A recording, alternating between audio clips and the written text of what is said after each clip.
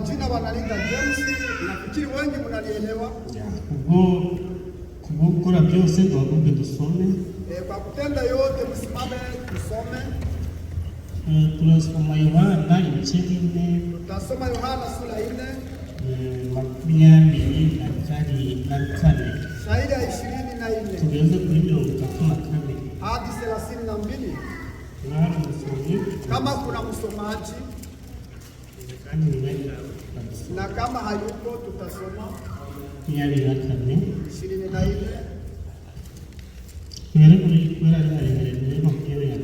Hivi palevu tuanze kwa chasi la 7.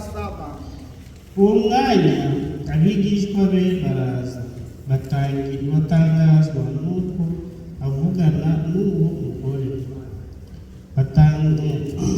umugore, ariko ntihagira umubaza ati urashaka iki, cyangwa ati ni iki gitumye uvugana nawe? Nuko uwo mugore asiga ikibindi cye aragenda aja mu mudugudu abwira abantu ati nimuza murebe umuntu umbwiye ibyo nakoze byose, murebe ahari ko ari Kristo. Bava mu mudugudu ngo baze aho ari. Batarahagera abigishwa be baraza baramwinginga bati mwigisha akira ufungure. Arababwira ati mfite ibyo kurya mutazi ari. Ndakaje basaba gusengera n'ubwo izina Yesu Kristo.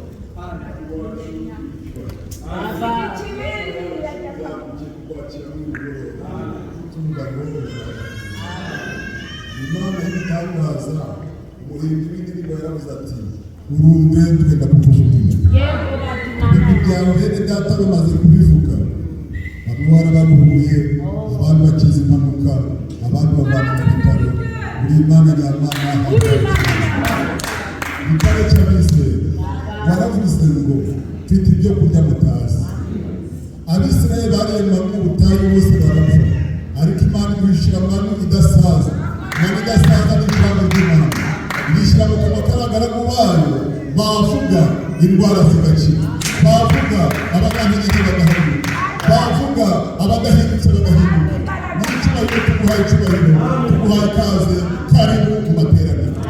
Bene data azamutse igicaniro, ariko azi yuko ubutabazi ari kuri wowe, kandi burya ntawakukoresha, ahubwo Imana ikoresha abantu.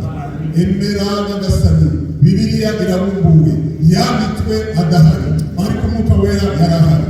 Biranditswe ngo icyo gihe nta muntu uzigisha undi, ahubwo umwarimu w'ukuri uwo Mwuka Wera niwe uzacengera mu mutima, acengera mu mitima y'abasere, acengera mu mitima y'abasere, maze atangire yigishe. Ndakwinginze aya magambo asomwe, Umwuka Wera nayafate atangire yigisha amateranye mu izina rya Yesu Kristo. Tuguhaye icyubahiro, tuguhaye ikaze. Aya magambo ube mugari, nuba mugari utangane imirimo n'umutima wanjye, wemere utere kugarukira muri salo, ahubwo ndakwinginze ugere no mu mbere, ukandagira mu bugingo, ukandagira no mu mwuka, nawe umwana w'umuntu akareba Imana ihakandagira. Ndakwinginze kuhakandagira, kuko uritabara rimurika ukabuka ritoroshi. Nugeramo imyijima yose, umwijima wose uhunge mu izina rya Yesu Kristo. Mwiri jambo teza intambwe abafurere, mwiri jambo teza intambwe abasere. Umugaragu wawe tumusabye amavuta, kwa kundi Eliya yasizwe n'amavuta y'Imana, nuko Elisa yasizwe n'amavuta y'Imana. Mwene data Jemusi ntacyo ashoboye, tumusabire amavuta mu ijuru. Nigushingisha abadayimoni bari gukerakera muri aya materaniro, bacawe mu izina rya Yesu Kristo. Duterane turi amahoro, bene data muze bari amahoro. Karibu Umwuka Wera, karibu mu ijambo, karibu ku gicaniro, karibu mu baririmba, tubere diyakoni, tubere predikateri, tubere guhumuriza, tubere byose. Bisabwe Imana mu izina rya Yesu Kristo. Kuko twagize amazina ni James, kama vile tuliwahi kusema jina ni James, turutse North Carolina. anatokea North Carolina. dusengera n'abafurere n'abasere mahali tunaombea pamoja na wadada na ndugu. Nifuje kuza kubareba bigahinduka ariko nihitaji kuja kuwahuzulia lakini vinabadilika. Akili Mungu ametuwezesha. Leo ni Imana yadushoboje.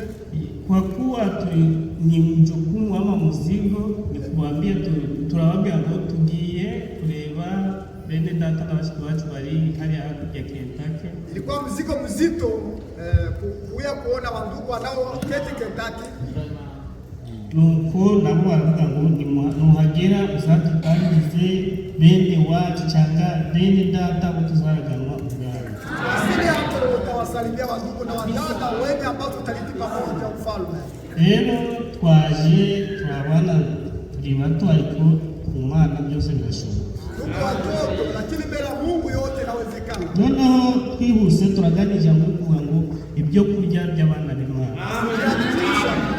Tutaongea maneno ya kusema kwamba chakula cha watoto wa Mungu. Ibyo kurya tubitangiriye hano Yesu yaricaye ku riba ari kugenda n'abigishwa be agera ku ivomero aricara. Wakati Yesu alikuwa anatembea alifika katika chemchemu alafu akaketi nao amaze kwicara abwira abigishwa be inzara irangije. Ibyo kurya walipokaa akaambia wanafunzi wake mwende mlitafutie chakula njoo inafika. Abigishwa baragenda bakimara kugenda haza umugore w'Umusamaria. Walipomaliza kwenda ukaja mwanamke Msamaria. Ageze aho kuko yari intego yo kugira ngo Yesu amufate, yarashaka kumwereka yamwiteguye kuko yicaye azi ko ari kuza. Yesu azi byose byo kutazi. Noneho Yesu ageze uwo mugore ageze aho atangira. Yesu aramubwira ngo nshaka kuva amazi kuko mwanamke alipowasili hapa akamwambia eti nipe maji ya kunywa. Yale amazi umugore avuga none twewe Bayuda namwe twewe Basamaria n'Abayuda ko tudakoragana ko tudasangira ko tunenana birabagute. Akasema sisi Wayunani na Wasamaria mbone hatuchangie itakuwa je? Uriya mugore akabishoboka wabona ko bidashoboka ariko Yesu yarebaga ngo mazi ngumva mazi ahubwo yarafi ikintu cyari kwishaka ngo amuhe. Lakini hapo mwanamke alipoona kwamba haiwezekane, lakini Yesu yeye alikuwa na lengo la kuwa na kitu. Usobanuzi kugenda buhoro. So noneho hari umusobanuzi wihuta. Kuna mtafsiri anaweza kwenda haraka kushindia huyu. Noneho uriya mugore aratangira. Yesu aramubwira impa amazi. Umugore wihangana akasema nipe maji. Aenda mama lefu.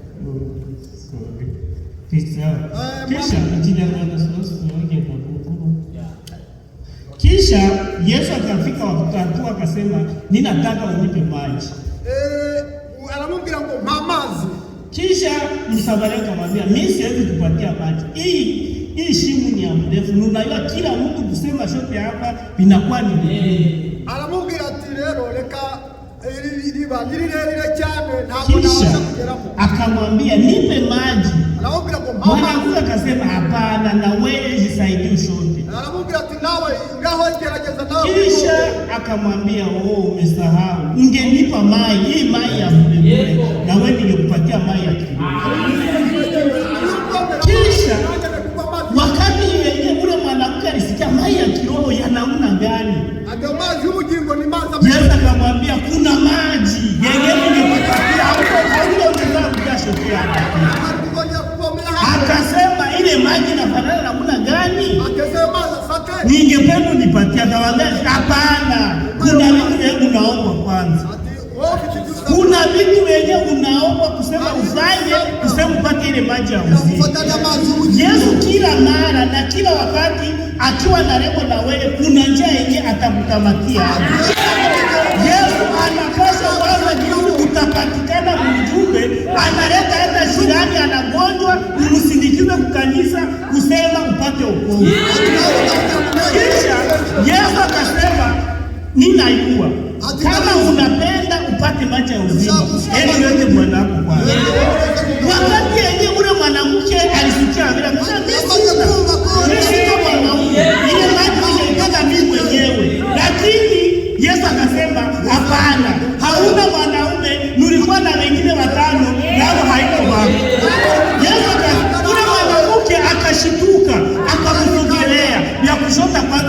inaisha.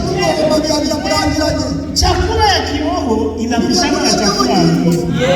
Kila mtu akafika hapa kuya uko na matatizo, na shida, kazi ikatara, kazi inaenda mbaya, lakini ukifika hapa kila mtu akisikia neno la Mungu pale pale yote vinaisha. Ukitoka tu unaingia ikara chini, kila mtu anaikara anasikiliza mesaji ikianza tu, kila mtu anasema nimeshikia. Wakati mesaji utapandwa mzuri, unaifuatilia, unaanza meditation, unajichunguza, unatembea mzuri, unafika kumesaje, unajua kama hata kazi ingekosa kesho unapata elimu. Wakati yenye Abrahamu alikuwa anaishi mwinchi yake, akaona nijenge ndabakia kumabashe, acha nijenge nyumba na mimi. Mungu akamtembelea akamwambia, hizi nyumba za huku hazina maana, hizi nyumba utazijenga kesho zibomoke, lakini kuna nyumba yenye kuandalia hapa. Abrahamu akasema kweli, ndio kuna nyumba yenye inaandaliwa, acha nikupatie macho ya kiroho.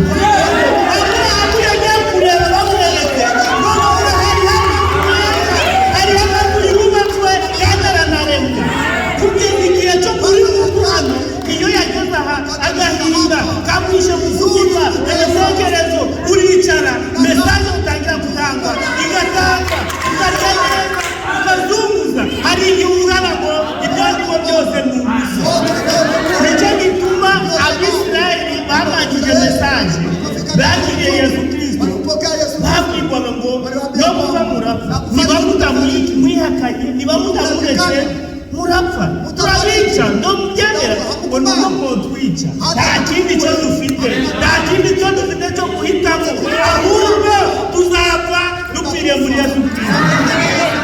Noneho aho turi kuganira ibyo kurya by'abana, iyo turi iwacu muhira turateka inyama, tukarya ibishyimbo, buri kintu cyo kunywa cyiza, ariko iyo turangije dutekereza amaganya, ibibazo, uburwayi, intege nke, imigongo, ukicara maze kweli ubuzima nabugeze buke. Nubwo wagira amafaranga, nubwo wagira ubutunzi bungana iki, isaha iragera ugasanga umuntu utamahoro mfite. Kubera iki? Kandi ufite amafaranga kandi umeze neza, wayimenya umutima wenda kunyica, ngiye ibitekerezo ni byinshi. Kubera iki? Akuye mu isi, hari ikintu cyo yavuze kugira ngo kimupupurize kesi zafite mu buzima. Noneho wewe icyatumye twitwa abana b'Imana n'icyaduhaye tuba abana b'Imana, iyo tuje dusize biriya byose turaza tukagera imbere y'Imana. Icyambere urasenga ukavuga ngo Nyagasani ndaje, nje nk'umuntu jewe ndaje icyo nshoboye, n'umuntu muto ariko ndaje imbere yawe, weho mukuru, weho uri gukora byose bigashoboka, ni weho nihaye. Dore ibibazo byaje, akazi kanze, icy'uburwayi, abana, umugabo yananiye, umugore yananiye, ariko bose nyine ni weho nihaye. Urangira gusenga udushyire imirimo ya meditasiyo, iya mbere, iya kabiri, uri kwicuruza, ariko sinanze nubwo medita meze neza kweli, nubwo ndi kwibaza bino byose ese tunganiye Imana, wamara gusanga umeze neza, igice cya meditasiyo kigashira, ugashyiraho guhimbaza, ugahimbaza Imana, ugashyiraho indirimbo, ugasanga watinye kandi wasize n'iribazi muzima. Umugore asiga afite umurwayi, ajya kubasambure, ageze batera indirimbo kubyina, andi mu wa mbere. Kubera iki? Hano hari ikintu kidasanzwe. Ibyo kurya by'abana b'Imana bihindura ibitekerezo byacu. Utawarwaye ngo ni kwisunika umugongo, igihe cyongera watanga mbere uhagaze umugongo gufana mata ukishawe. Noneho imani Yesu aravuga ngo abigishwa baraza, bakigeraho basanga kuganira na uriya mugore bibaye ibintu n'ibiki wisiga kuganira ibijyanye n'ibi, ariko barahora ntagira ubaza anaongea nini? None hesa igeze uriya mugore aragenda ajya kubwira abantu kuko yarangajwe n'amagambo gari kubwirwa n'ibintu byo yakoze ntabwo avuga hari mu Kristo muze mundemere hari umuntu ahari n'akari Kristo akiri muri ibyo abigisha babisanze baramya ngo none twakuzanye ibyo kurya ngibi tunaileta Yesu isaha yo gutanga ijambo isaha yavuze yo kurokora ibyo kurya cyangwa kibyitaye arababwira ngo mbese muzi ibintu ibyo byo kurya gusa hari ibindi bijyo mutanga ibyo bigezweho iyo turi hano tuba turi ku bijyo bigezweho uzamuri mu asambure ukivuga ibijyo by'umuhiri ku mesaje uzamura mu mwana w'Imana biriya bijyo bye bigezweho yazarangwa mu byo byose mu birakiyo tugeze ku saha no kuri ibindi bintu hari umuntu wundi uri muri wowe ukeneye ngo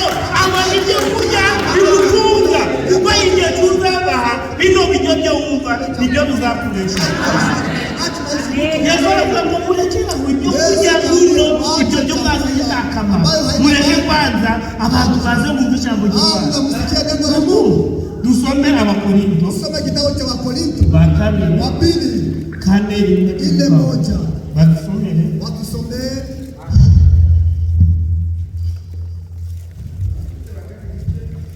chebine mwakwambia sura ile shairi wa kwanza turasoma izina rya Yesu Kristo. Nuko rero ubwo dufite uwo murimo wo kugaburira iby'Imana kubw'imbaraga twagiriwe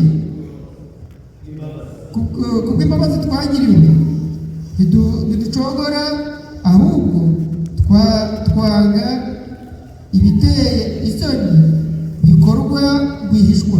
Amen. Amen. Nuko rero sasa iby'Imana chakula ya Mungu niba uri umuseriviteri cyangwa uri umuntu uzi guhagarara imbere y'abantu ukagabura iby'Imana koko bizaba ibyo gufasha abantu bose ahubwo ngo ntidukorere iriya mirimo iteye isoni urukundo niba tugabura iby'Imana duse nabo urukundo turisomere muri Abakorinto kane nuko rero ubwo dufite uwo murimo wo kugabura iby'Imana kubw'imbabazi twagiriwe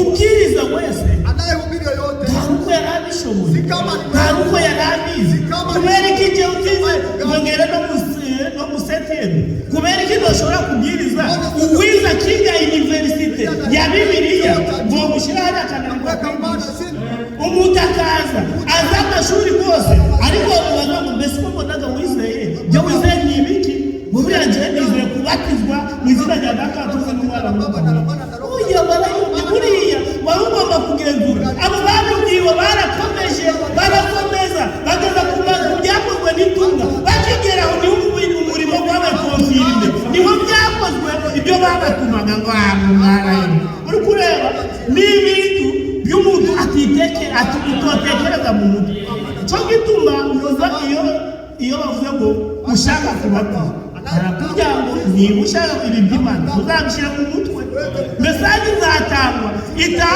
none waba ujya mu burebure ugatanga indisibo babimenye mbese iyo Mana yavuye unasikia wananiwe kubera ugiye kubitekereza uje kure iriya uragera uzahita bino burya ariko ngo abahawe umurimo wo kugabura iby'Imana babigaburana umwete buri wese ajya agabura abwiriza abana b'Imana iby'ubwami bw'Imana ibyo kurya twahawe ibyo kurya Imana yaduteguriye nk'abana bayo nibyo bizatugeza mu Rwanda nta muntu n'umwe waba yananiwe kurya yoba atari ari mu rugo none n'ejo bazashobora kujya mu kazi nta muntu washobora kuba ngo njye nzakora ngo ndi munini ngo ndabyibushye ejo n'ejo kundi nzamara icyumweru kitabashoboka bisaba burya kugira ngo ejo nujya ku kazi uzakorana imbaraga umuntu wacu wo mu mwuka nawe akeneye ibyo kurya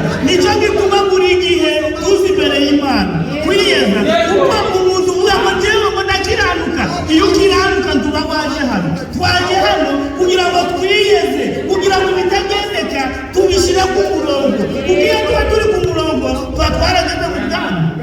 rukumva none buri wese aba yemerewe kugera hano akicara akicunguza nindugera gayoje gusenga akavuga ngo njye mwami w'isi njye utagira icyaha ndakumwe kubera iki hari ibintu runaka bidutera umwanda hirya Satani atugendaho umuntu saha yose aravukebura rero Satani akoze dore biriya ibitekerezo bizari byinshi umutima gwawe usange kuraremeye noneho niba wari uri mu mwuka utangira mu mubiri bitangira tugeze hariya hirya ibyo wari urimo ugahondobera ariko si runaka uri kumwemera si sameze ugaho ukaba watangiye kugira ya biryo yandamye wari ufite warubyo uri mwuka igahagara inzu y'umwuka wari ukubaka ikabera stone iyo tuje tuba tuje guteza imbere umuntu wese kuko turi mu mubiri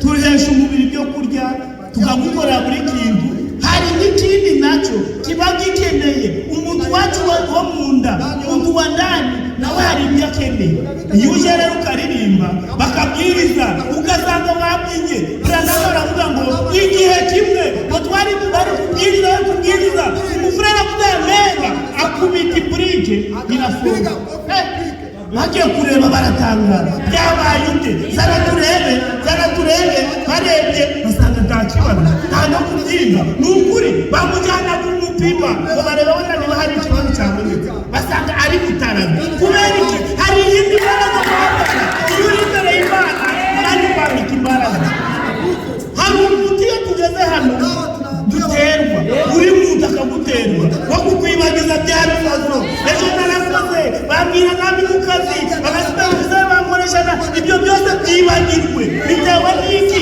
hari umuti runaka ibiryo by'umwuka bijya kubigeraho uzarya ubyine mesaje nirangira uzaririmba ugira muri mu ijuru ikibazo tugira naho tuba isi ya Satani aho turwana n'abandi abadayimoni bazitambara noneho bakagutegera ino ariko imbere y'Imana ubagurira ibyaha kuko baravuga ngo niba Yesu yoza aturi mu materaniro nta n'umwe wosika tawe yosika kandi nta n'umwe wosika ituri mu materaniro buri muntu wese aba ameze ute aba yagiye ku murongo ameenda kumustari wanini wanenura Mungu kubera usanga nibavuga kucha uzavuga sani choboza mbiture nibavuga bino choboza mbiture nibavuga ibi choboza mbiture kubera iki hari ikintu runaka hari imbaraga wakiye yo kuguhindura ibitekerezo byawe n'ibindi byose biba byahindutse abigishwa b'Emausi turavuga cyane kubera umwanya n'iki abigishwa b'Emausi bari kugenda ari babiri wakaenda umufurere umwe agatangira avuga ngo weka abantu ni babi abantu wo gufata umuntu bagira kubanza akabakiza agatanga imitsima kabisa bamufate bamwice bamuhora ubusa ese yawe kugenda baramubaza ni ibiki by'uri ni wewe mushya sasa wewe mpya hapa ujue chini hakuzi byabaye hari umuntu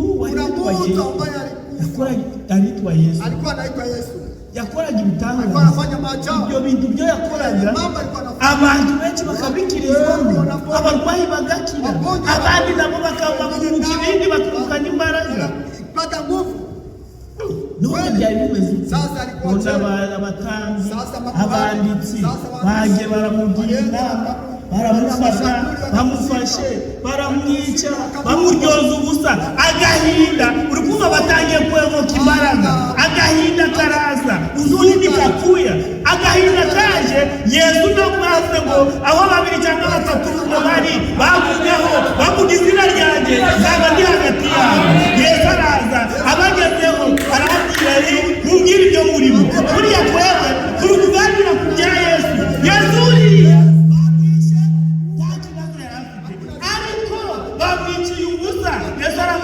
byari byarahanuwe ko azaza bazamufata bakamwica